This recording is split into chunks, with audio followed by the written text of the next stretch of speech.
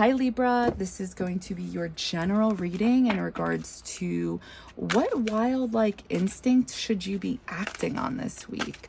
You know, this is usually that energy that we embody through our Uranus energy, which is in the house placement. I'm sorry, it depends which house placement it's in your natal chart. This is that energy that makes you a little different, makes you stand out, makes you kind of like the black sheep, whatever. So usually we're told to not act on this because people don't want us to be different. People don't want us to stand out. And it's either out of, you know, manipulation, or 9 out of 10 times it's because out of fear, you know, because being the person who's different means you're drawing attention, and people get nervous about that. So, but the secret is that if you were to just embark on this energy, this you know, wildlike instinct, it's going to get you closer to who you really are. It's a part of your soul. It's a part of your soul's purpose. It's what makes you different. So I just want to throw that out there. So what wildlike instinct is coming through for you? Green Man, synergy. Arrow, surround yourself with protective energy. Okay, so what wildlike energy is coming through for you?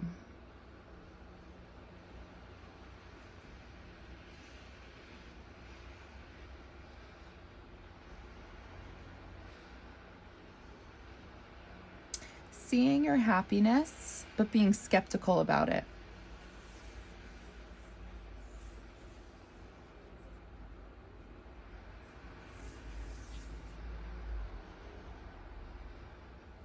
Yeah, like I'm just feeling this almost like paranoia in your head, overthinking. So when this happens, you should be doing guided crown chakra meditations. And the reason for this is because it quiets your mind. It stops you from overthinking. And if you're really an overthinker, like me, it won't work in the beginning. And that's why you're meant to stick to it. Because if you stick to it, it will eventually work. So the point of guided meditations is to get you to focus, to get you listening to the breathing, to the nothingness, you know, like truly it's meant to zen you out so you can step out from this overthinking, because the overthinking isn't doing anything. And that's I'm going to open my eyes. That's the problem with overthinkers, is we believe that if we keep thinking,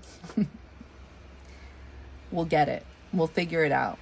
You know, we'll figure out our solutions to our problems. It requires thinking. And even when we're not trying to think, we're thinking. We're thinking. Like it just never fucking ends. And it's tragic because people don't realize this, and I didn't even realize this, that's energy you're wasting in your internal world on the inside. So whatever things you're thinking about, it's like you don't actually end up doing anything in the physical material world because you're mentally exhausted. So you are meant to, you know, wherever your sun is located in your natal chart, I would try looking that up, like the house placement as well as the zodiac sign. Try embodying that energy, because that sun energy is going to help you. And then look up where your Mars is, because that's the battery. That's your battery. It just is. And depending on where your Mars placement is, that may be bringing you to this overthinking. So if that's the case, then it's like you really need to look at the pros and the cons to where your Mars sign is and your natal chart and work within that. But it's you know, it's an energy that keeps happening because it's one of your challenges in this life. It's intentional. You're meant to be that overthinker, and you're meant to come into peace with that and balancing that energy out, because if you think about it, the overthinker isn't balanced. They're spending too much time in their inner world. And what have they gotten accomplished? I could tell you right now, nothing. It always turns into tomorrow. So it takes time and it takes work. It's not an overnight thing. This is what I'm picking up on. Guided meditations. So this may be a wildlike instinct for you because maybe you're so all over the place. You know? Gemini in Mars, my 8th house placement. That's exactly what we are. We come off as hypersensitive because we're constantly doing something. It's Gemini. Gemini is traditionally the 3rd house, ruler of stimulation, Mercury, talking, keeping busy. So we instinctively feel the need to keep busy, keep busy, keep busy. And it's like, can you just chill the fuck out? Like, can you take a step back and chill the fuck out? And it's like, no, it's who we are. So therefore, guided meditation is definitely needed.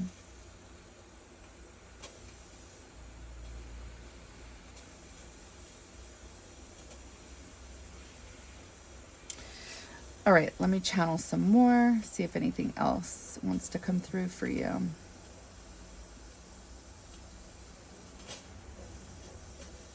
I feel like I'm seeing people put together like a white canvas, like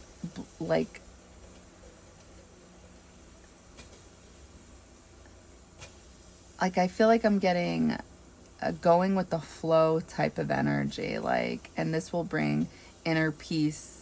This will bring balance. This will bring stability. Like, so you may have that mind where it's like you kind of come off as like off balanced. I've definitely heard the comment before, ADHD, and it's like, oh, that's nice. Well, it's actually in my chart where it's like, you're going to come off like that because you're just thinking a mile a minute. You too may have that. Look up your Mars placement and your Sun placement. Try to embody that sun so you can get that energy, so you can get fueled and to recharge your battery. That's what the sun is there for. The sun, your Sun placement is there to charge your battery, which is your Mars placement. Your battery is what gives you life. If your Mars placement is in a house and under a specific energy that kind of does the opposite, or it makes you use it in a way that's not fitting for you, it's like that's part of your lesson in this life, is to work on that, to become still with that. And it's a struggle because all you want to do is think, because you feel like that will give you clarity, that will give you the solution. But then it's like, I ask you, do you have solutions to your problems? And it's like, well, kind of, sort of. And it's like, okay, well, something needs to be changed. Something needs to be done. So I feel like that's the wild-like instinct, which I know doesn't sound very wild, but sometimes that is wild because maybe you are doing a million things at once and it's like, just chill out, chill. That would be wild because it's like, whoa, what are you doing? And it's like meditating. So, you know, I hope this resonated. I hope it helped. Because I feel like when you do this, you're going to feel happy. I feel like there's a struggle there. And it would make sense because that's what happens with people who overthink. They're usually not happy. And it's because we're not meant to overthink. We're not meant to exhaust our energy like that. We're here in this world on a journey to act physically as well as mentally. It's all about balance, and it's very hard.